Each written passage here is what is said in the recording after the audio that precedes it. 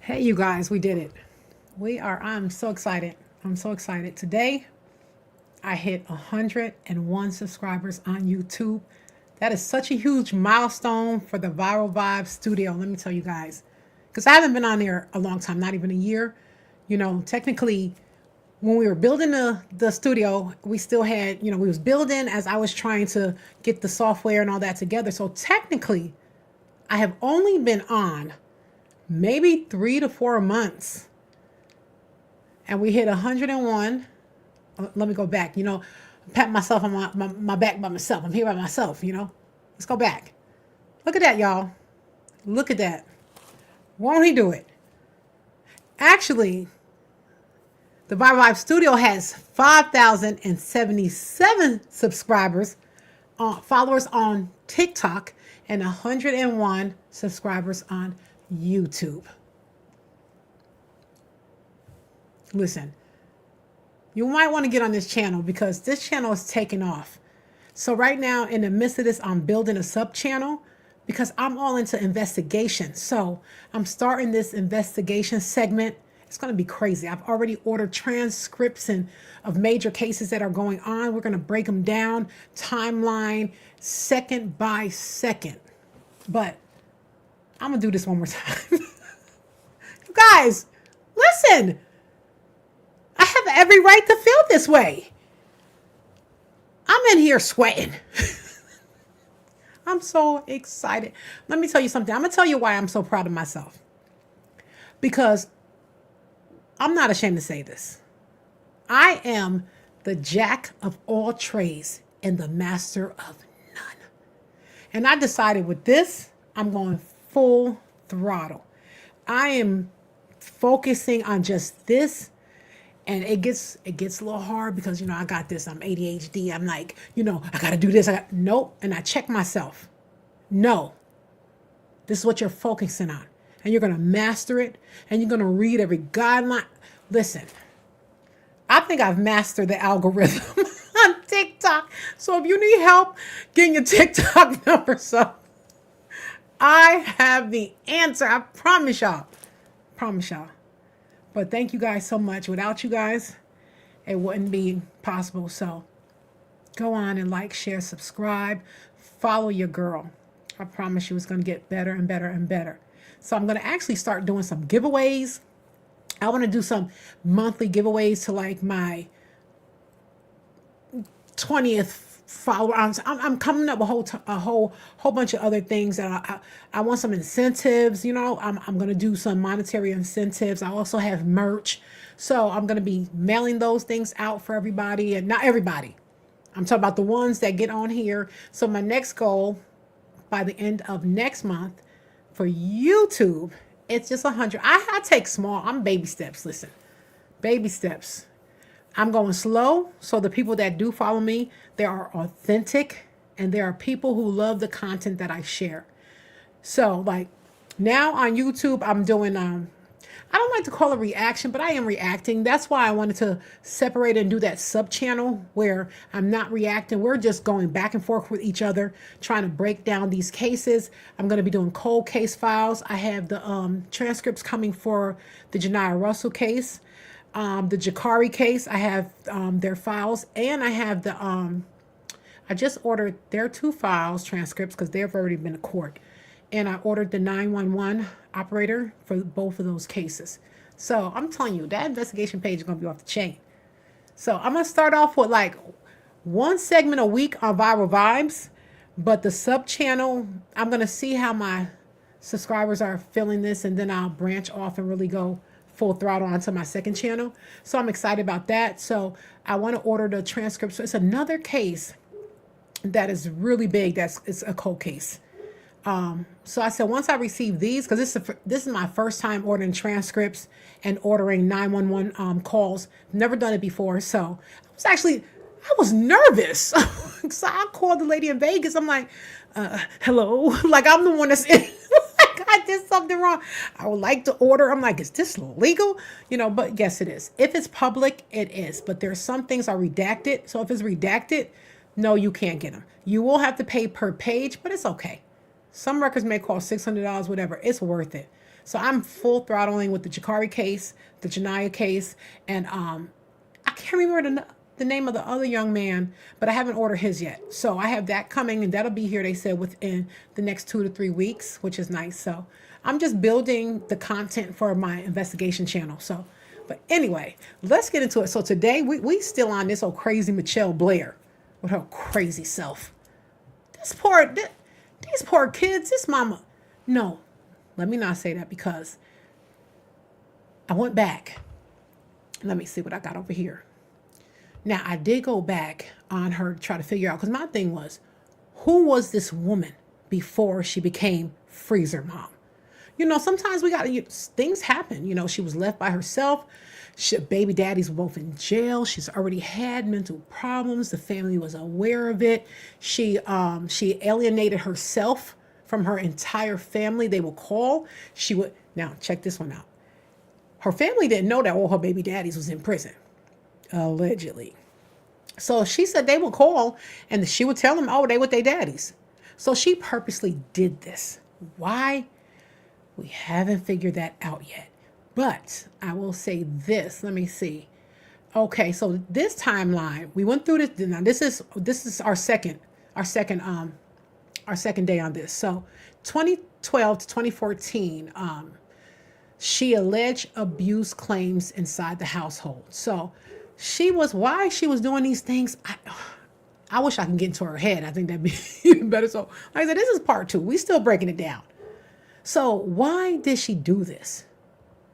You know what, before I get into it, because this case can get really bad. And let me do some trigger warnings over here. Like I said, I am not trying to get my channel taken down for nobody. So let me get over here. We can do some of this stuff before we get started. So let's start with the Fair Use Act. Fair use notice. This broadcast may contain copyrighted material used under Section 107 of the Copyright Act for purpose of commentary, criticism, and news reporting. Also, investigative legal disclaimer. This content is based on publicly available records and media reports. All individuals discussed are presumed innocent unless proven guilty in the court of law. Commentary reflects opinion and analysis for informational purposes only. And everything on this channel is my opinion. You like my new fair use? My illegal fair use? Guys, I'm so excited. Hold on, what else I got for y'all? I uploaded something else. Hold on. It was something else I did. You know, listen, I got out of work today at 4:30. I was doing overtime and trying to do this. And then overtime went away. I was so excited. I was like, yes, I'm going to get on here. I'm going to be on here at 5. I got the email, first of all, when I hit the 100 milestone on YouTube. And I was so excited. And I'm like, oh, I'm going to do this. And oh, wait. Did we do this? Oh, boom. Trigger warning, y'all. This may not be the case for you. So, listen, y'all don't even know how excited your girl is. I'm excited. So we're going to get this off of here. I'm going to go back over here. How do I get this off of here, y'all? Wait, get out of here. Okay, there we go. So that's my trigger warning. I've been busy today. I've been busy, but I love it. And I just thank God that I have this space. And I always thank my husband, because like, he's my silent partner. He co-signs my foolishness and he never tells me no. So I just thank him every freaking day. Thank you, dude. Okay, let's go back into it. So now, Mitchelle Blair. Okay, so now we're watching her interrogation. Now, mind you, we're going to get into the courtroom, because there is some amazing courtroom footage to show you how crazy this lady was, how crazy she became. Do I think she need prison? No, that's where she ended up. I think she should have really went to an institution. So we have, okay, in 2012 to 2014. Let me get this on my screen.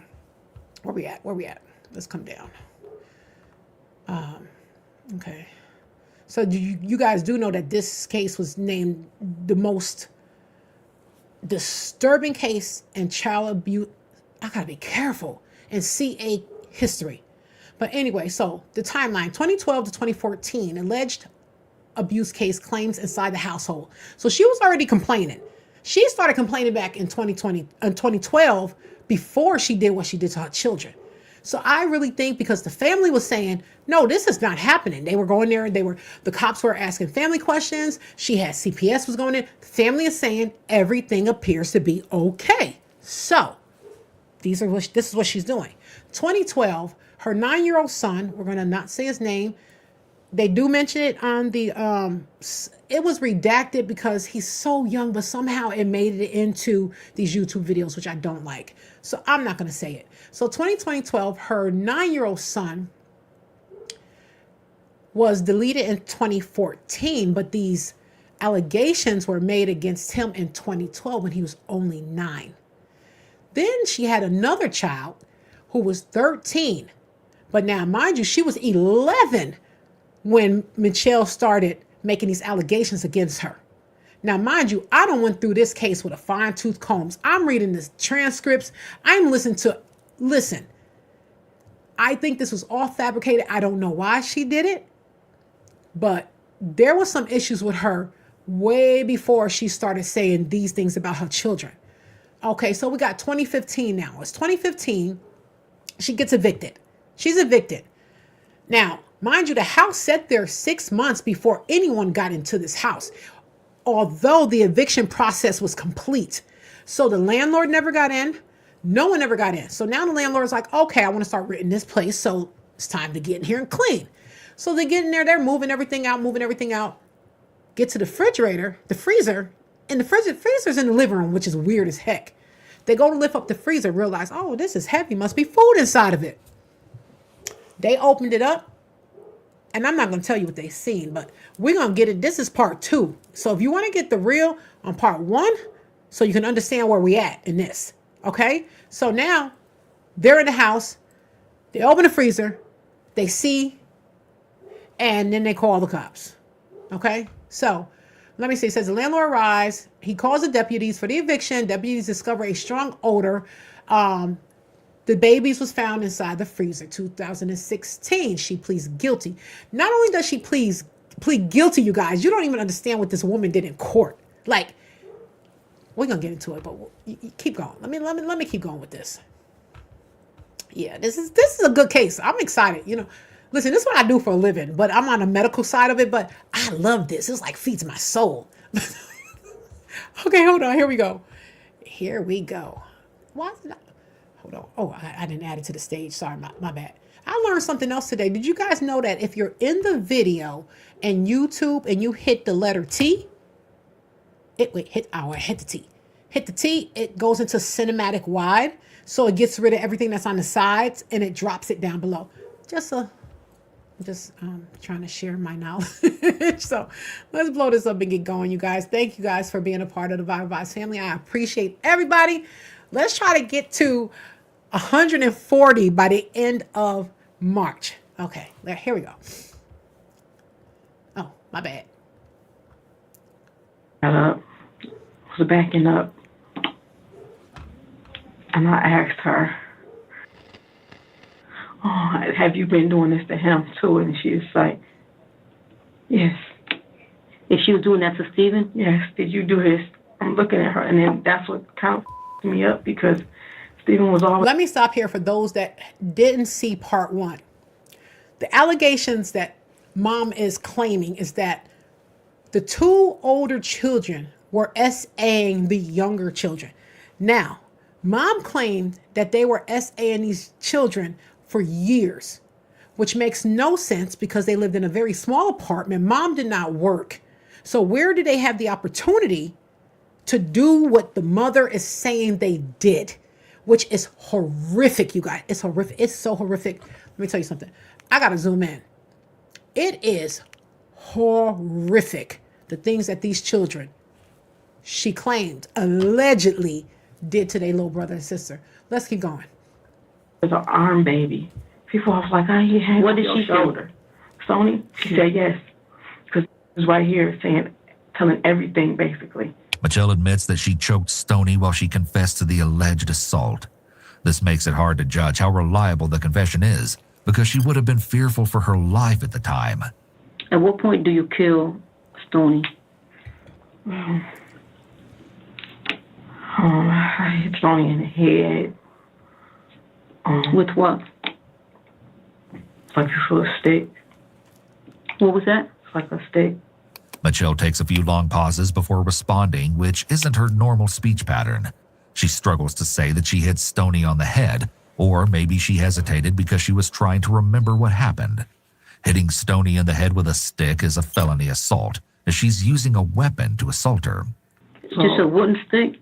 Yeah, but it's thick, you know what I mean? About this long. So I had him laying like this.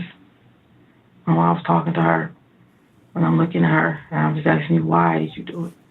Tell me the truth. And she just came out. She was like, hurry him. I couldn't.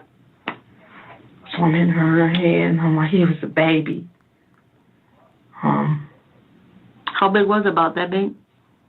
About this. It was blue. I just started talking for a minute, and she was just quiet over here. I just turned around and looked at her, and I went back to her. And I punched her again. And I just told her once, I just, same thing. So he told you some more stuff, you punch her, and then you tell her to go to her room? Yes. No, I didn't just punch her once, though. You know what I'm saying? He went on for a while. Mitchelle offers details that the officer doesn't ask for. This shows that she feels justified about what she did. Instead of minimizing her behavior as most suspects do, she clarifies to let the officer know it was more severe. She was up in her room for like 2 days. I wouldn't talk to her. After the first day I found out, I did what I did by going there and give her food. Then I get pissed at myself that I gave her food because y'all was stealing food from him every day. That's why he go to sleep hungry and wake up hungry. So okay, so you give her food. I stopped giving her so much. So I fed her like twice a day. And I didn't touch her for a while. Let me ask you this. Did you stop giving her food, period? What you mean? Did you starve her? Basically. It went down from 2 times a day to 1, and it was only oatmeal. Oatmeal and water.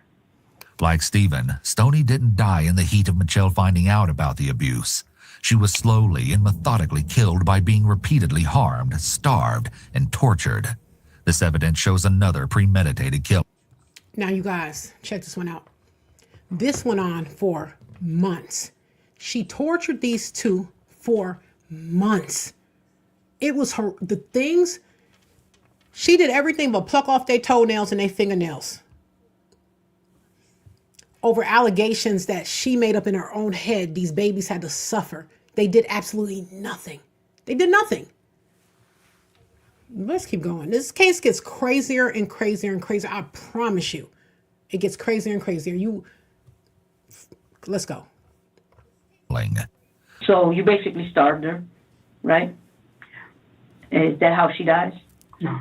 Okay. There's more? Tell me more. Okay, so. How long does this go on for? Maybe almost 2 weeks. But the hitting wasn't. Just a starvation? I did mess her up that first day. Huh? I did mess her up bad that first day. She was still walking around, and I don't know.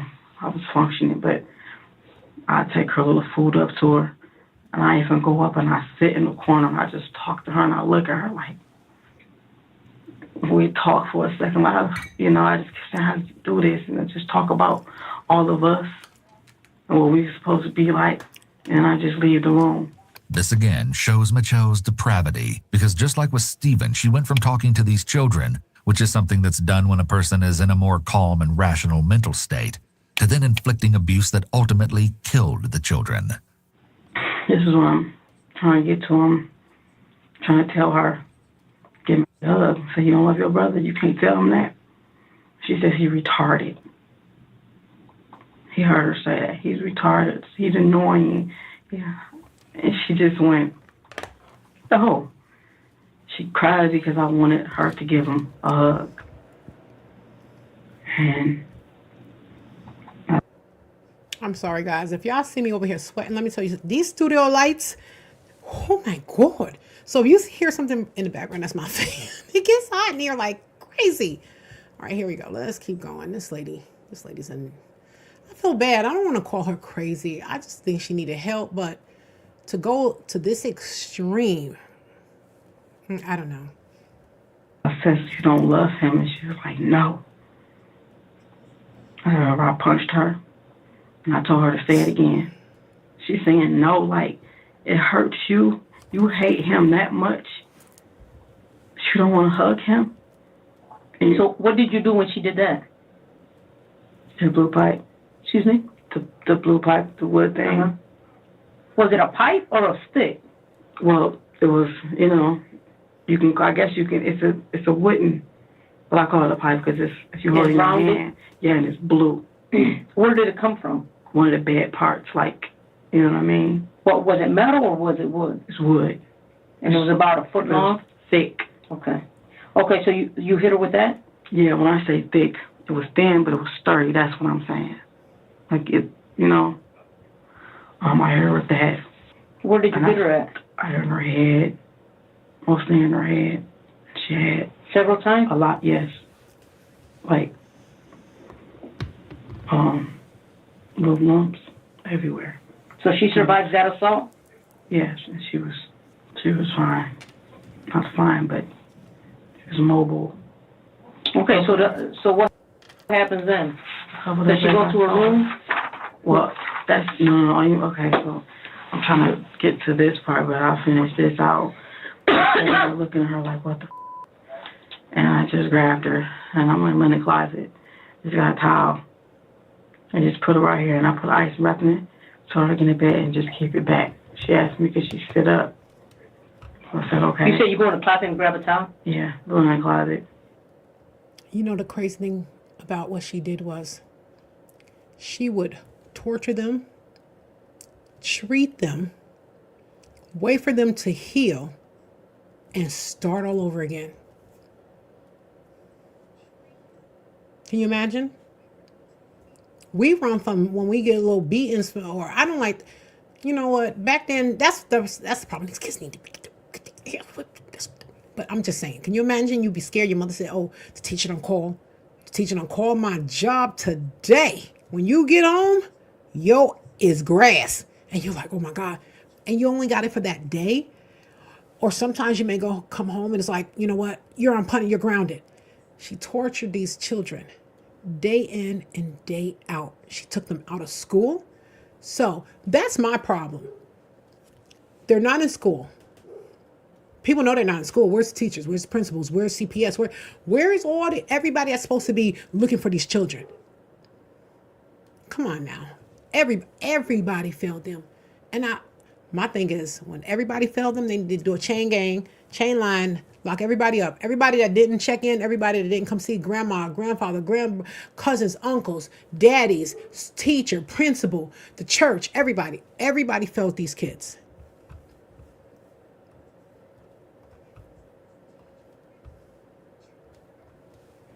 To washcloth, and I put icing in it, put it up here, but she said it hurts. And she was sleepy, so I let her go to sleep. I know I told her to go to her room. And after I finished helping her with this, I went and drank. You go drink? Go sit in the basement. No, I don't. You went to the basement to drink? Yes. Mitchelle may be using alcohol to cope with her emotions. She doesn't allege that she has diminished capacity due to her drinking, nor would that be a viable defense, as she can clearly recall details of the days that led to her children's deaths. You know everything you're doing is what? Wrong. I know that. And it's like, I can't explain it to you. I was in between, like, crying, like, what the you doing? It's your kids. And I got right back in her face. And I like to, just the fact that you told her, I used to tell my baby, she's not going to save you. You know what I mean? Like, she's not going to save you. So he told me that. I'm telling you. He said, thank you for saving me. He said that. No. I just don't understand why he didn't tell me about her sooner, and that still wouldn't have been happening. Mitchelle clearly understands right from wrong. This shows her criminal intent, or intention to commit the crime, which is relevant when charging someone with murder. So what ended up happening? Some of it. smothered her? She again exhibits shame by her lowered tone of voice. Was it that same night? You go to the basement, you drink? Oh, no. I get like that. No. This was a while later. Like a day, 2 days later? No, maybe days, because... Like how many days? I don't know. But, So after a few days go by, right? You just go upstairs and you smother her? No. Okay, tell me what? This is, I want to say after, it's like I didn't touch her again. For a few days? Yeah, you get what I'm saying? So Yeah. it's like we're going on in the second week now, and I'm just sitting in this house now. The conversation we had about, and I smothered her. Okay, but I want you to walk me through it. So, do you go upstairs and just say, you know what, I'm going to smother her, and you just smother her? I really like this lady. She needs her own show. And when she interrogates, she is no joke, because she does not play. Trust me when I tell you, she has no bedside manner. Especially if she know you trying to fool her. Oh, hell no. I love her interrogations. No. Or do you guys have a conversation? She was laying on the floor. She said she Where was at? laying on the bed in her room. Okay. So I came in and I sat down. So you go in her room. Yeah. And I scared her because she was asleep, but I sat down in front of her. So you wake up. She basically wake up and saw my face, and she was like this. And, I just kept asking her, are you ready to apologize? Now, when you asked her if she was ready to apologize, what did she say? She said,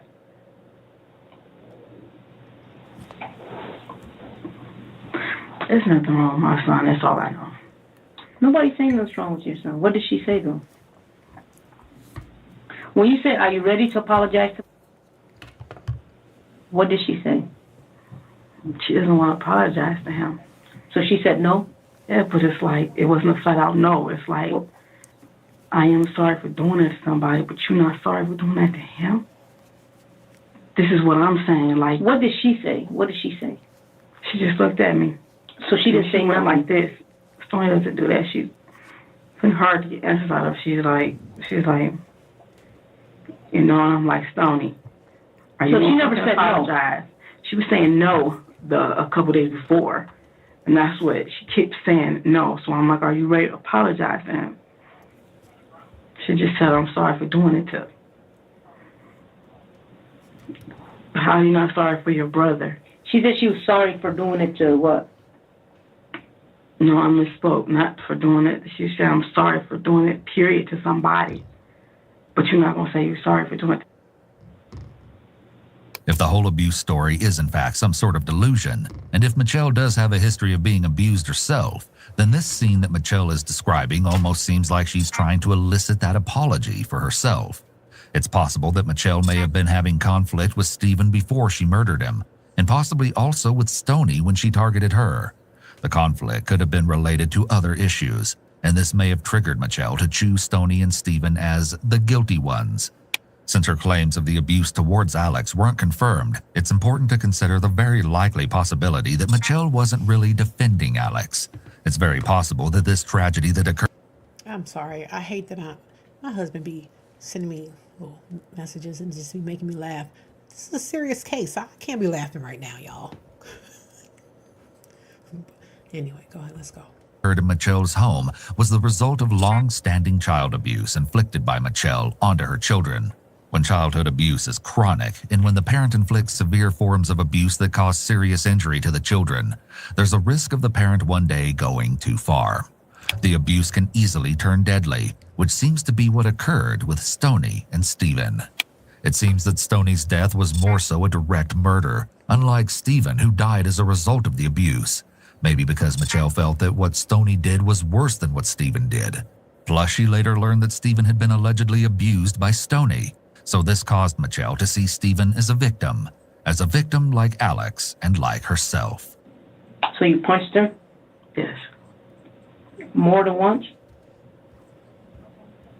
It was basically... Now, she's insinuating that, let me go back over here to my notes. that her 9-year-old son and her 11-year-old daughter was doing the unthinkable to her 6-year-old and her 8-year-old at that time. But even though she pleaded guilty to it and gave this scenario when she was in court, we're going to go over the court case too, so don't worry. We're going over everything. Nothing was found. These children, they received the rape kit, everything. Nothing was found. So to this day, I don't know why she did what she did. All right, you guys, let's keep going. Really I fast. love this stuff. I punched her. She actually hit me back. You know what I mean? Because I punched her so hard. Well, she reached up and she hit me back, so I slammed her on the ground. And I heard her like this. She looked up and she was like, I didn't mean to do that. It was like a reflex. And then it's like the part is, Stoney always had a problem with fighting. You know what I mean? So it's like I had a whole lot of feelings at once. I don't even think she understands, but like I was actually kind of proud of her for actually hitting back. Because I've been fighting for them all my life, yo. You got these kids hitting you and doing stuff to you, or to try to fight you, and you won't hit back. And I know it sounds up, but I was actually proud of her for actually hitting back. If this is true, it's very surprising, as most abused kids would be afraid to retaliate in this manner against someone much bigger than they are and who has control over their basic needs. It's especially surprising given that Stoney already knows her mother is capable of murdering her own child. It appears that violence was not only normalized, but encouraged by Mitchelle. According to her own report, Stoney hitting back was the moment that Mitchelle smothered her. This is purely speculation, but it's possible that Look how pretty she was. Pretty little thing. What the heck happened to her? Wow, she's a pretty lady. Wow, that's crazy. She just lost her mind. Why? Something. I wish I could go back. I'm going to just try to research her more back than what I've already did, but look at her. She's cute. in a way, Mitchelle was relieved that Stoney fought back, because that gave her an excuse to end the days of torture and just kill her. This was the day. And it just kept going. And her shirt, it's a black shirt. I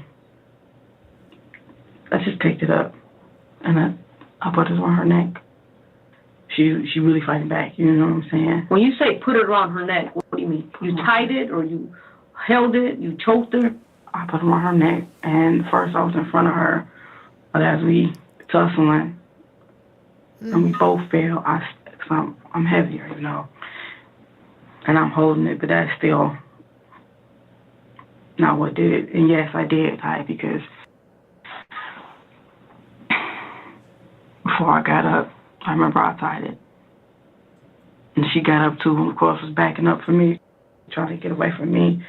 You say She got going, we still in the room, and she gets up. After, she gets up and was backing away, and I grabbed the bag.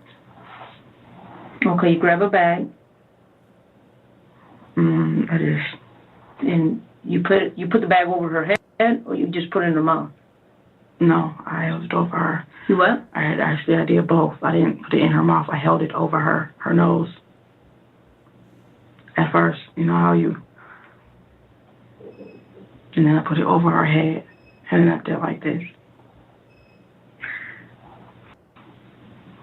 She expresses very little emotion about doing this to her own child. Mitchelle's reenactment is very useful evidence, as it's even more impactful than just words alone. Then what? Did she stop breathing at some point? Yeah, that's what did it. That's what I did to kill her. Her voice was also very low here, almost whispering. What do you do with the body? Tony's body. Freezer. On top of Steven. Huh? Freezer on top of Steven. I didn't rob her in anything. Again, she's whispering. This indicates that it's possible she felt more remorse about Stephen's death than Stoney's. This is also evident in the way she directly murdered Stoney versus Stephen, who she said was not intentional. You'd think that after the trauma of murdering her son, of being reminded of what she did to her son every time she looked at that freezer, she'd be unable to do what she did to her daughter. Did you show them? Did you show them the body? Yeah. Not for a while. How long did it take before you showed? Not even a week. What was their reaction? What? Just crying a lot. She actually showed the bodies to the younger ones? What? What was she trying to prove? Like, oh, listen, if you don't wash those dishes, you're gonna end up in here too? There's a reason why they call me freezer mom. What's she trying to do? Intimidate them? I don't even understand this. Oh God. Listen, let me tell y'all, this is crazy. She's just crying a lot. He was looking like, he didn't say nothing, he was just looking at me. And he started crying. I asked him, why you crying? He said, you're going to be in trouble. And I just told him, you know I am. He told me God didn't like that. He don't like none of that stuff. That was his words. God don't like none of this stuff. It's surprising how forthcoming Mitchelle has been about killing her 2 children, as the detective has been somewhat standoffish during the interview. The detective has leaned back away from Mitchelle and makes little eye contact as she's writing notes most of the time. Mitchelle has appeared mildly frustrated at times when she feels like the detective isn't understanding what she's trying to say, but she still kept talking. Many other people would not have opened up under these circumstances. It's possible that Mitchelle really wanted to get everything off her chest. She may have wanted to make sure her side of the story was told, especially regarding the alleged abuse of Alex. Showing Alex the dead bodies of his siblings displays her complete disregard for her children who are still living, and an inability to understand how disturbing and extremely traumatic seeing his siblings dead and frozen would be. It's possible that Mitchelle wanted to show Alex that his siblings paid for what she claims they did to him. On top of that, the fact that the freezer was in a main area of their home would have meant there was a constant physical reminder to the living children.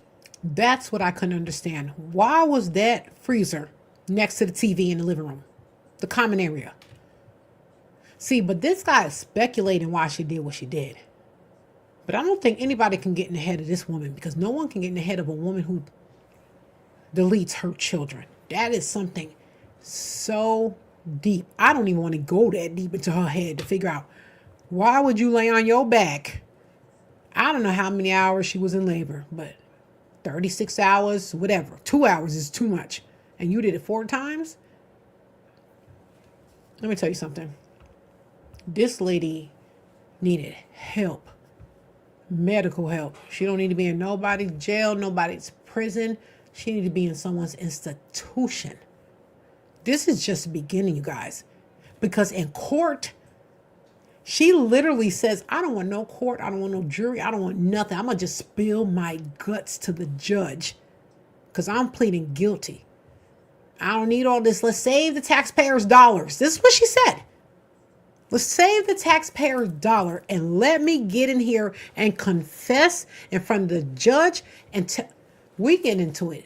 Oh, I promise you, this onion has to be peeled one layer at a time. And I love peeling onions. Okay, here we go. We back. About what happened to their siblings. Now, let me ask you this question, because I know we went on to talk about all the different things that they supposedly did. They did it. But are you a stay-at-home mom? Yeah. Okay, so you're always. How much time do you say, like, how much were you? How much time do you? Me up. I'm sorry. Did you hear what she asked her? I can't be sorry. This is my channel.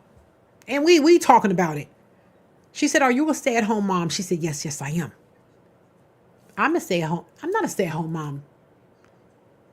I work from home. It's a big difference. I work from home. Do I know what's going on in this house 24/7? And my husband may not? Yes, because he works outside the home. So I know what's going on in my house more than he does because he's not here as often as I am. I'm here every single day. I have been blessed to get my girls off the bus for 20 years. Your girl has worked from home. It's nothing that's going on in this house that I don't know. And you're saying that you work from home and your kids has been doing this for 2 years. Where are you? In a drunken stupor? I don't even get it. I don't get it. I don't get it. Listen, I know when an ant fart in this house. And I'm here by myself. I'm like today I heard a noise. I was like, what was that? I turned on the TV. I'm in the office. I'm like, I know I heard something. Listen, I can hear a mouse hiccup. That's how quiet it is. So for her to work from home, shit, all of this story stinks. You know? No, because I want you to tell me how, because you're I'm pretty much always with them. It's like, you're always with them. So yeah. At what point does this happen that you don't know, have no idea? That's why I sat there and kept asking them, like, Stephen will do this.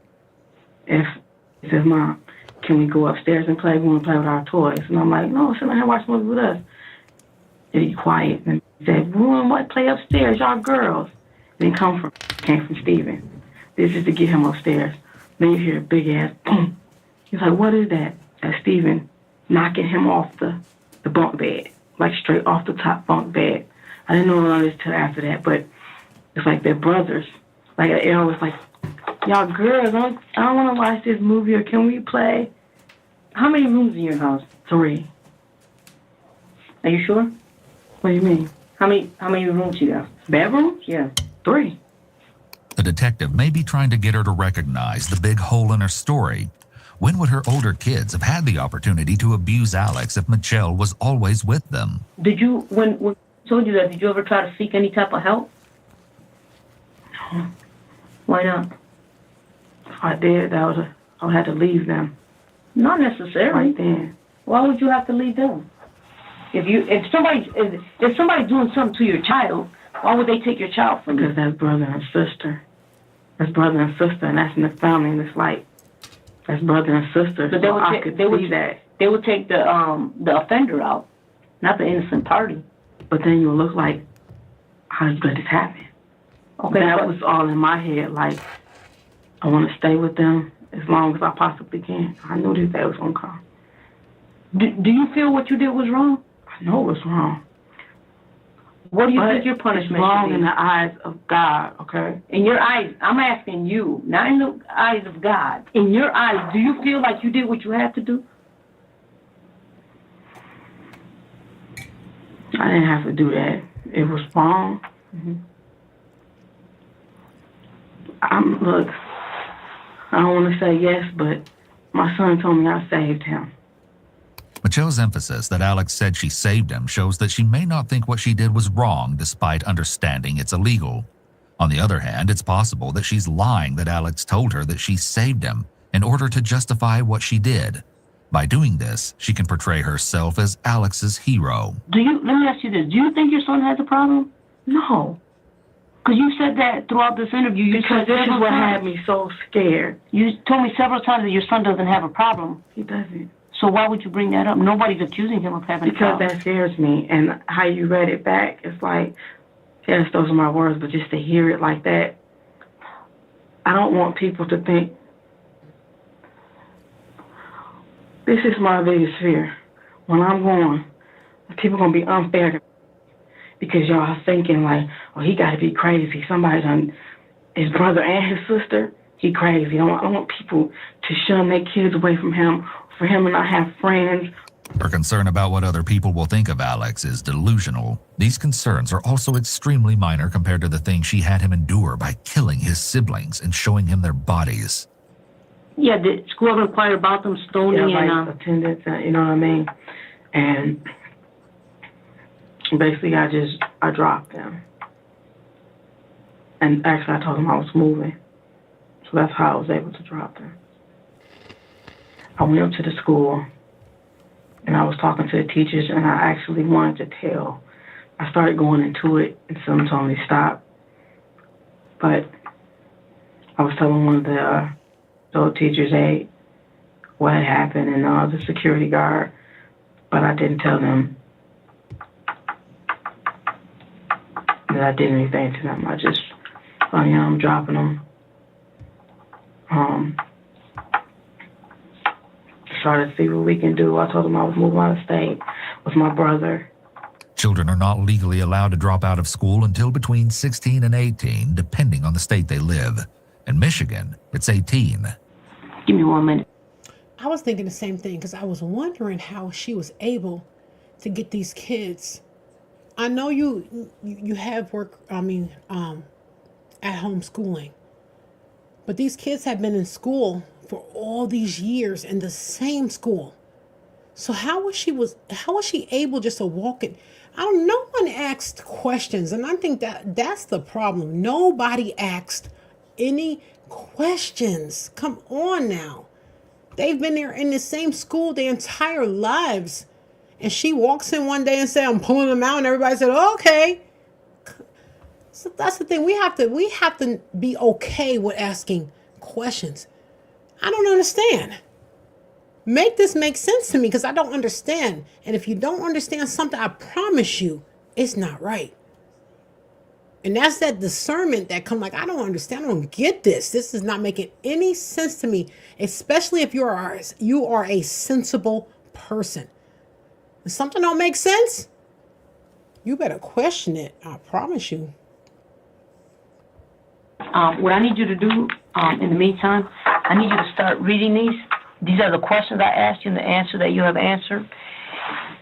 If I misquoted you, or if something, Stephen, yeah, I get to that. That's how I thought it was, and that's why I asked you, and I have it down here. If there's something here that I misquoted you, let me know, and we'll fix it, and I'll initial it. Okay, start reading that. I'm gonna step out for a second. I'll be right back. Okay. It's like a lot of other things. Oh no, we're gonna talk about it. I just want you to start doing this while I don't want to give you all this. We're going to get into all the things that you want to tell me about. I mean, I guess the important stuff is also. Excuse me? Important stuff is also, I guess. No, it's all important. We're going to get to it. Okay, just give me 1 minute and then we can continue this. Just give me 1 second, okay? Let me see if my aunt has. Yep, I'm gonna go check on that right now. Could they possibly still be here? They could. Let me go find out. Okay. Are you allowed to tell? I know. What do you want? Just tell them I love them. She's worried about this aunt. She's been asking for this aunt throughout the entire interrogation. The aunt was the only one that took her in when her mom took her out, threw her out. The aunt was the only one that was calling in consistently checking upon these kids. The aunt was the only one that extended any type of hand to her. So now this aunt is sitting outside in the waiting room trying to get feedback like what's going on. So she's asking the interrogator, can she come in here so I can explain to her, because I don't want her to have to hear this on the news. So that's why you keep hearing her talk about this aunt. Yeah. Sure. My kids. Yeah, of course. Okay. Just give me a minute. Okay? You need anything? Drink a little bit of water. I'm back in like 2 minutes. I just can't hold this like this no more.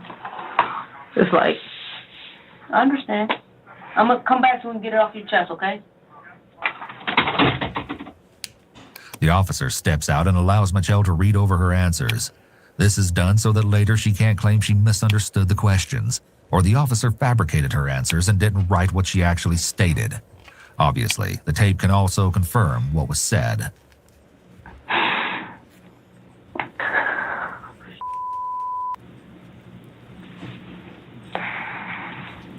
Mitchelle is left alone, and as she's seeing her words, she is cursing and clearly getting nervous. It seems the reality of what she's done may be setting in. It could be that she goes in and out of moments of realization about what she did and what's happening around her. She asked the detective if she could tell her children that she loves them. So it could be that Mitchelle is actively realizing here that she likely won't see her 2 children again.